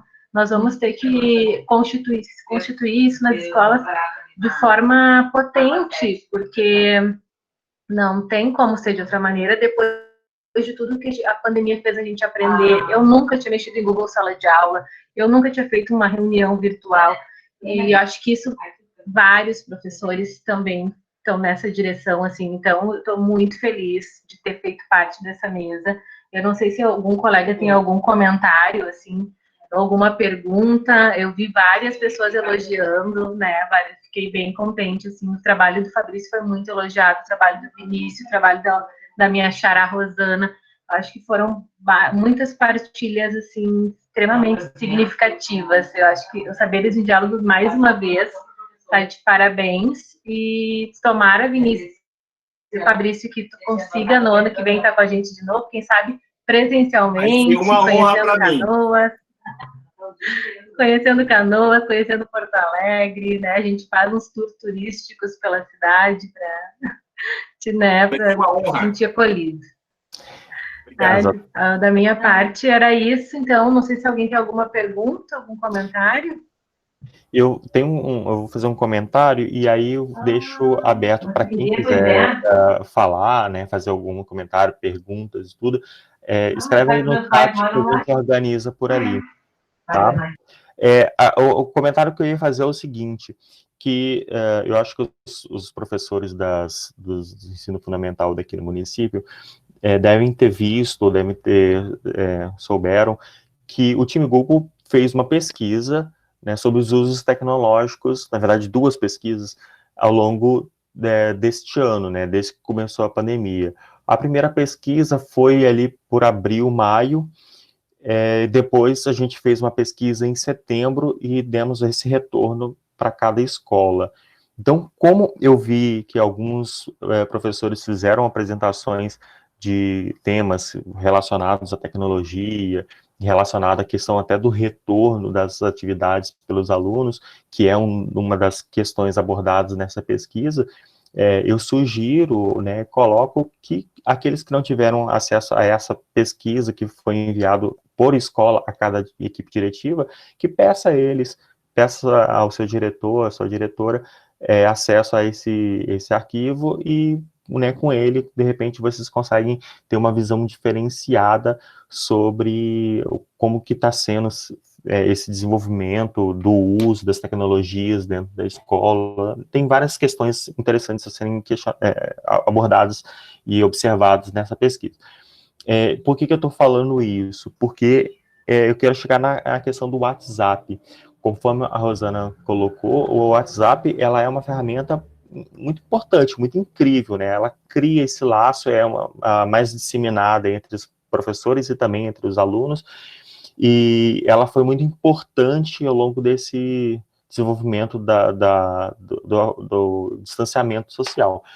Porém, é uma coisa importante que ficou bem clara nessa mesa. A gente precisa caminhar para outros lugares, né, com o desenvolvimento de aplicativos que adapte ao nosso modelo porque o WhatsApp não é uma ferramenta de comunicação, mas ele não é adaptado ao modelo de escola, de aula, de educação, não é uma ferramenta pedagógica, é uma ferramenta que foi apropriada no momento. E o desenvolvimento de aplicativos, igual a Janice nos trouxe, igual o professor Fabrício nos apresentou, ele adapta as formas de comunicação, os instrumentos de comunicação aos paradigmas de educação que a gente tem, né, os paradigmas de educação da complexidade, né, várias apresentações trouxeram o Mohan aqui, e a gente acaba tendo outras formas de interação mais qualificadas, às vezes mais aprofundadas, e que demandam também menos trabalho, porque uma das coisas que nós observamos no time Google entre os professores é que os professores que usam o WhatsApp recebem o trabalho dos alunos pelos grupos e aí precisam baixar, organizar no Drive, organizar em algum lugar, dar o retorno. Então, aumenta em grande parte o trabalho do professor, o tempo dedicado a isso, além do que no WhatsApp você não tem um filtro de trabalho. Então, tem aluno que vai te mandar os WhatsApps lá pela meia-noite, pela 1h, que não é a hora do professor estar trabalhando. Então, a gente precisa perceber que esse modelo de educação que a gente fez remota, ela nos despertou para grandes potencialidades. Agora a gente precisa, entre aspas, disciplinar essas ferramentas, essas oportunidades e canalizá-las para instrumentos que possam, de fato, criar novas janelas de oportunidade para aquilo que a gente vem desenvolvendo, que dê asa também à nossa concepção pedagógica, né, do ensino-aprendizagem, conforme o professor Fabrício Antunes nos mostrou, né, uma arquitetura pedagógica, uma arquitetura com uma epistemologia bastante forte, bastante clara, e que acaba adaptando todas as ferramentas a isso. Então, era o comentário que eu gostaria de dizer. Bom, vamos ver se temos algumas perguntas ou algum comentário. Ninguém mais, gente? Microfone. A Marta comentou que seria bom a prefeitura disponibilizar esse material, daí eu perguntei para ela qual material que ela está se referindo, se é essa pesquisa que tu falaste do Google for Education ou se é outra questão, ela não respondeu. Tá aí ainda a Marta. Se a Marta ainda está por aí. Sim, ela bota as corporalidades. E é bem isso, né? Quando tu falaste da questão do WhatsApp, era isso, meia-noite, 1h, às 3h, tu recebendo mensagem de aluno. Mas no início foi bem importante, né? Que acabou sendo um vínculo rápido que a gente teve, mas claro, a gente sabe, eu vi também na minha escola muitos professores assim, ó, esgotados, que não aguentavam mais o aluno, cada atividade era 20, professora, não entendi. E aquele cansaço de tu não ter hora, de tu não ter o tempo, né? Meu horário de trabalho é das 8 às 5. Vou responder só nesse horário, mas a gente vê aquela mensagem, vou responder rapidinho. E aí as minhas colegas esgotadas, assim, tanto é que a minha escola em algo proibiu, assim, fez alguns professores acabarem com seus grupos no WhatsApp, os professores da área de 6º e 7º ano, principalmente, porque era bem isso, eles não davam descanso para os professores. Era assim, desumano. Então, a plataforma do Sala de Aula, ela nos ajudou bastante, assim, nesse momento, né? E eu ver as famílias se interessando, querendo aprender, e em contrapartida, outros com medo do novo, não se arriscando, né?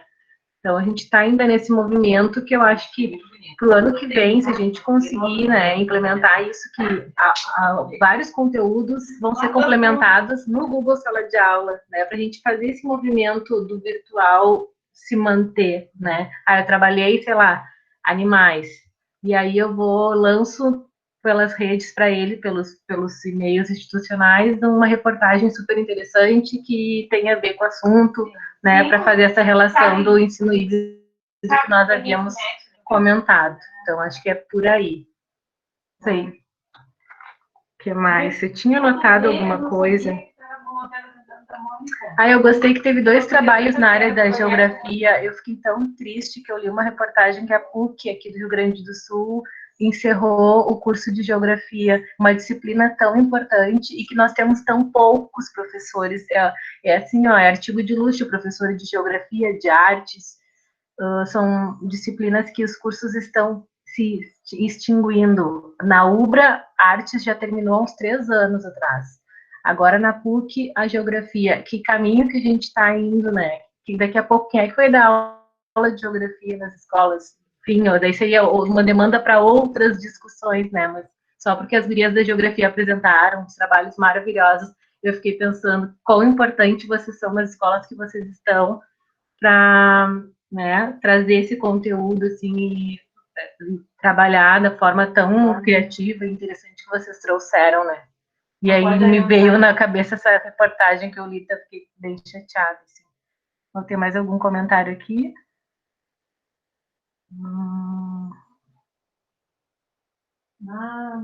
Na etiquetas. Ótima essa expressão, não conhecia. De ter uma, né, etiqueta tecnológica. Também a gente ouviu falar nas etiquetas nas reuniões, né? De não estar de pijama.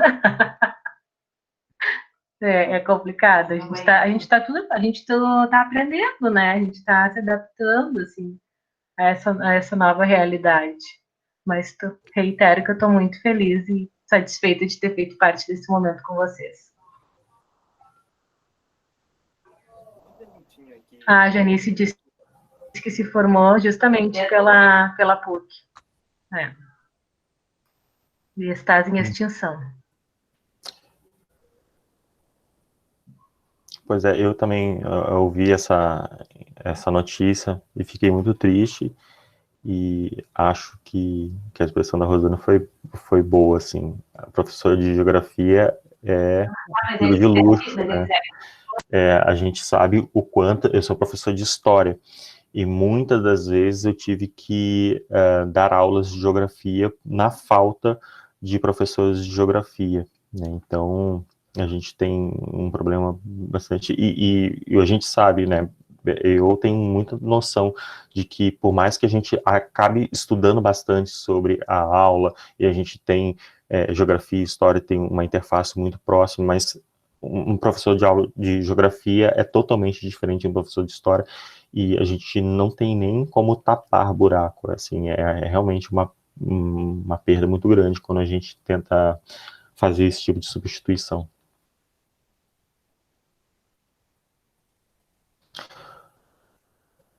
Bom, mas alguém gostaria de fazer alguma pergunta? Eu fiquei na dúvida o que era a divulgação que a Marta tinha colocado.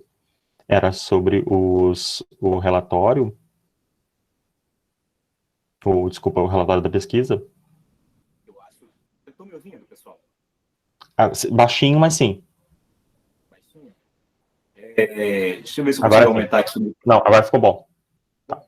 Talvez, eu acho que, assim, eu penso que ela está se referindo à divulgação desse material que estão sendo produzido desse diálogo aqui.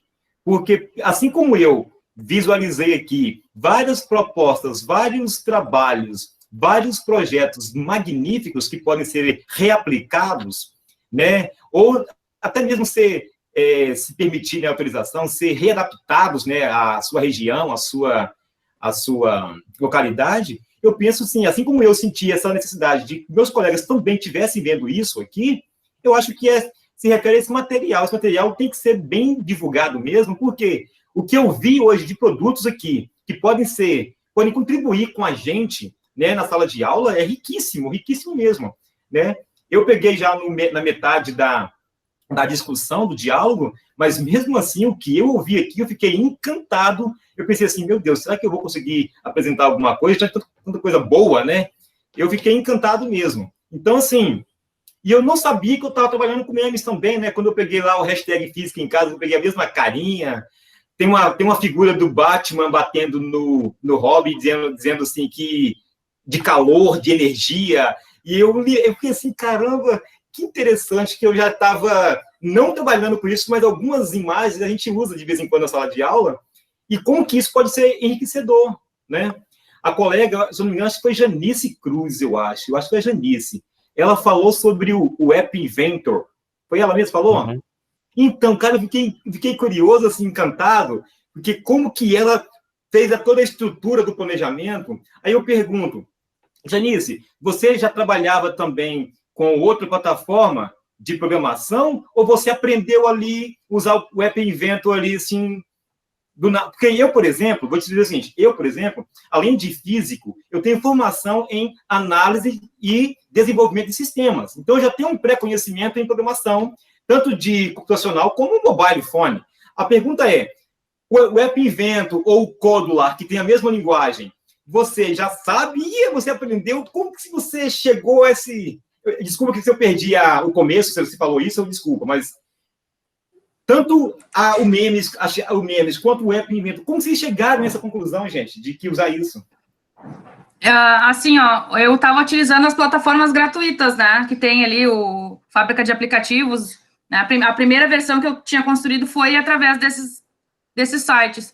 Eu fiz um curso há pouco tempo, faz um mês que eu terminei, no Instituto Federal do Maranhão, né, eu sempre fui muito curiosa, né, então eu estou fazendo vários cursos ao mesmo tempo agora, e um deles foi sobre o App Inventor, né, então eu fiz esse curso, e aí eu aprendi muita coisa, principalmente aquela parte de programação de blocos, né, o que eu não sei, eu fui na internet para ver tutoriais, enfim, né, para buscar. Eu estou fazendo uma versão nova do Geografando agora, pelo Meet App Inventor, né, até aquela versão antiga do Geografando eu tirei do ar, lá do Play Store, né, e agora eu quero ver se eu faço uma pelo Meet App Inventor, né, que tem outras, que ele é totalmente gratuito, né, e essas plataformas de site, enfim, tu tem uma limitação, né, geralmente tu paga. O ano passado eu estava pagando uma taxa, né, R$30 por mês. A gente vai somando, né, com as continhas e acaba pesando no final do mês. Mas aí eu estou tentando desenvolver pelo Meet mesmo, mas eu tenho sofrido bastante com a questão dos blocos ali, mas eu vou conseguir, até, né, com a minha ideia, o ano que vem, aplicar esse aplicativo pelo Meet App Inventor. Vou te sugerir também o Codular, tá? O Codular e o App Inventor têm a mesma linguagem, bloquinhos. Interessante, Janice, e também Rosana e Renato, e todos os meus colegas que estão aí ouvindo aí, essa linguagem de programação, utilizando o Hypervento e o Codula, a gente precisa levar isso para a escola. Sabe por quê? Porque eu percebi que até crianças, eu trabalhei com uma criancinha de 10 anos de idade para montar um joguinho, né? E eu mostrei o tutorial para ela. E era só ela pegar o bloquinho, o quebra-cabeça, e ir montando os bloquinhos da programação, e no final, quando eu mandei ela rodar, que ela viu a obra dela sendo executada, ela ficou encantada. Isso desperta nas crianças o interesse pela programação, pela linguagem, e também pela lógica, né? A lógica matemática que tem na programação. Isso faz motivar a aprendizagem. Então, assim, precisamos levar para a sala de aula essa linguagem de programação, porque... o que se fala aí, é porque é uma linguagem fácil, né? Como você falou mesmo, você fez o curso e o que você não sabia, você encontrou a resposta na própria internet. E os bloquinhos vão fazendo isso, tá? Parabéns mesmo. Obrigada. Professor Fabrício, sobre a questão da divulgação, esses vídeos das mesas, eles vão para o YouTube, vão ser divulgados lá, né? E, fora isso, todos os artigos, todas as apresentações aqui são frutos dos artigos, né? E os artigos são publicados num e-book, né? Nós estamos na 4ª edição dos Saberes em Diálogos, então a gente tem outros e-books de cada ano, Eu né? quero fazer parte do Sul! Não, assim, convidadíssimo para vir aqui conhecer a nossa cidade, conhecer a nossa rede, vai ser um prazer imenso recebê-lo aqui, e, assim, também está convidado para os próximos Saberes de Diálogo, né? Vai ser um privilégio muito grande. No próximo ano, estaremos todos aqui firme e forte, porque esse é um evento bastante marcante na nossa rede, e que culmina, né, o momento de culminância de um processo que a gente vem desenvolvendo ao longo do ano inteiro, né, um processo de pesquisa, de construção da pesquisa, de elaboração, de encontros de orientação entre grupos. É uma formação que a gente faz entre a nossa própria rede, e a ideia a diretriz desse projeto todo é que a gente não precisa de pessoas, de mentores, de estrelas das universidades para dizer o que nós temos ou não temos que fazer. Nós Exatamente. nos constituímos enquanto numa rede e valorizamos os nossos próprios saberes e o crescimento através dessa rede cooperativa de conhecimentos, né? Renato, permita-me só complementar. Você falou da pesquisa, a pesquisa. Eu sou um defensor enorme da pesquisa, por professores e também pelos alunos. A pesquisa é um ótimo método para que as pessoas possam promover e construir a aprendizagem. Temos que incentivar nossos professores a serem pesquisadores e nossos alunos também. E vocês estão no caminho certo. Então, mais uma vez, palmas para vocês aí. A sua fala foi linda demais. Eu fiquei muito feliz por isso. Parabéns mesmo. Precisamos, cada vez mais, incentivar a pesquisa.